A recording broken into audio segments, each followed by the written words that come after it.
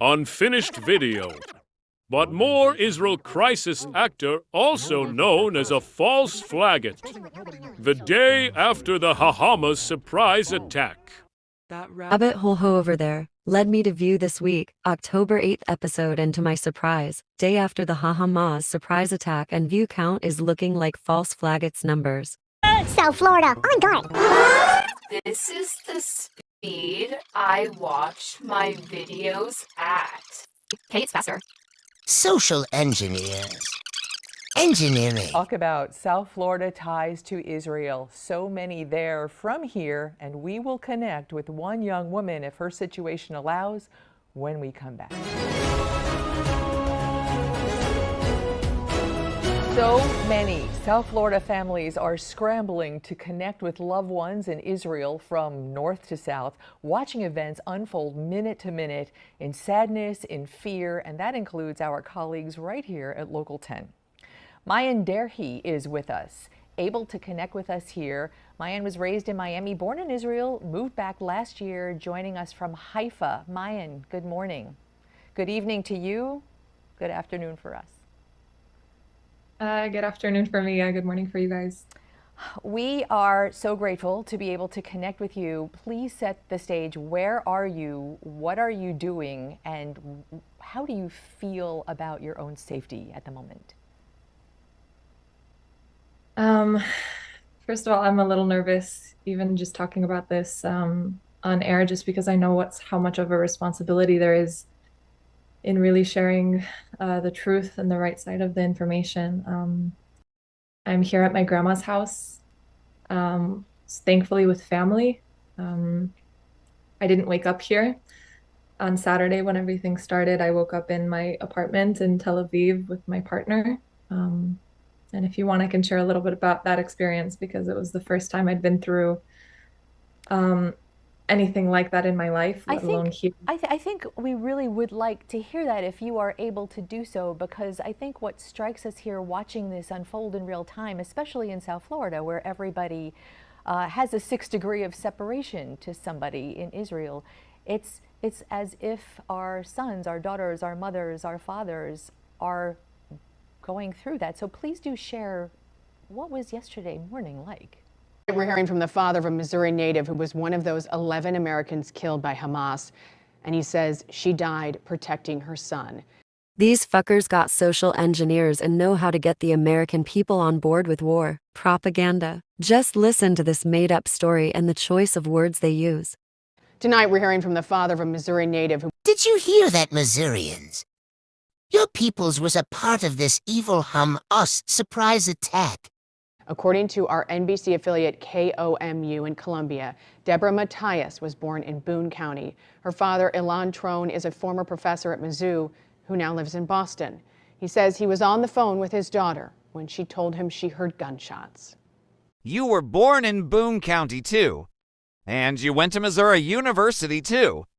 Hamas' attack on Israel was an attack on Missourians, on Americans, on America. Yeah.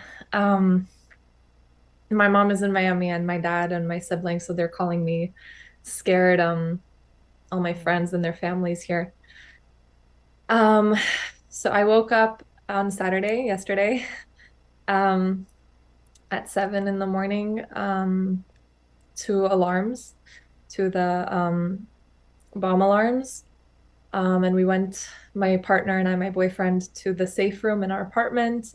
Every building, every apartment, new apartment has a safe room. So we went to our safe room, we closed the door, and we waited for it to end. And after that, everything unraveled.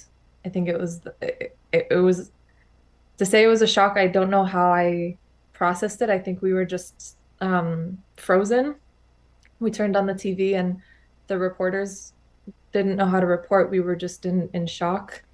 And on and off after that, there was a few more alarms. And so we went, in the safe room, closed the door, waited for it to pass, come out, watch the news on the TV, and in between the alarms, I'm sitting next to him and we're trying to listen to what's going on, and all of a sudden you hear in the background, boom, boom, boom. And he's telling me, do you hear that? I'm like, yeah, I So hear it. you were not prepared for a sustained operation. And then if you went from Tel Aviv to Haifa, you had to travel on roads where terrorists were shooting people in their cars. Yeah. I don't think we would have done that by choice. But a few hours in, he got a call from his commander asking him to come to reserves to duty. Um, and I froze. I didn't know how to. Um, and I froze. I didn't know how to. Why is she looking over to the side and why are they coughing? It was at this moment that she knew. She fucked up. She must have slipped up somewhere in the story for the coughing. Head shaking. Guilty. Wide-eyed look. I've done that by choice. But a few hours in, he got a call from his commander asking him to come to reserves to duty. And I froze. I didn't know how to react. And that is where he is now. Your partner is working with the IDF, for the IDF, Yeah, as a they're reservist, like so many. Reporter coming in with the save. Choice. But a few hours in, he got a call from his commander asking him to come to reserves to duty. And I froze. I didn't know how to react. And that is where he is now. Your partner is working with the IDF, for the IDF, Yeah, as a they're reservist, like so many. Yeah, he's much safer than most of the soldiers, which is the only way that I could possibly speak to you right now. I would be a mess. But yeah, he got called in to the north to help out, and his commander was downstairs. Within 10 minutes, we just like rushed and packed a bag and got out. And you're seeing everything on the news, and you're hearing the booms while we were packing. There was another alarm, so we ran in the safe room with our bags and we just went downstairs and we got in the car and I shut down. I was on high alert. I don't know how I got through that ride, but I was just crying in the background for an hour. You know what I wanted to ask you in the short time we have together, having been to Israel, so many of us have traveled back and forth, and you recognize that Israelis, because of the situation and being surrounded by historical enemies, are always in sort of an existential state of being safe and secure. Is this a game changer, though, this time? I don't think that this many Jews have been killed in a day since the Holocaust. This is not about Israel anymore. This is about being human. The things that have happened in the last day, I don't think myself or the rest of Israel or the rest of the world have started to process what has happened here. The mothers and children who were taken hostage, the girls my age who are at a festival in the desert that I'm supposed to go to in a month, and that could have been me. A few weeks from now I was supposed to be at a festival, and you're seeing her 20-year-olds running for their lives. I don't think we all, I haven't started to process what's happened here.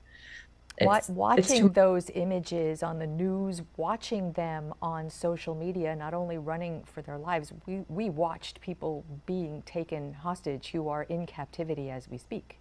Is that problematic for you to be seeing that? Do you even look? I think, people are seeing what they can handle. I'm a therapist and I'm talking to all my clients. My clinic in Tel Aviv, that street that I'm on, it got bombed. The entire street is destroyed. One of my clients lives on that street, and it's the building next to his that got bombed. It's everywhere. It's my brother's girlfriend's family is all in the south. It's my best friend's family. It's such a small country that somehow everyone is connected to everything, and it's grandmas and girls my age and kids with their moms. It's just, I hope you will, A, stay very safe, and B, stay connected to us as well as this unfolds in an indeterminate time, and we will all be watching. Thank you so much for being brave enough to be with us today, Mayan. With love, it's important. Okay, stay safe. And for us, next, back to South Florida, the change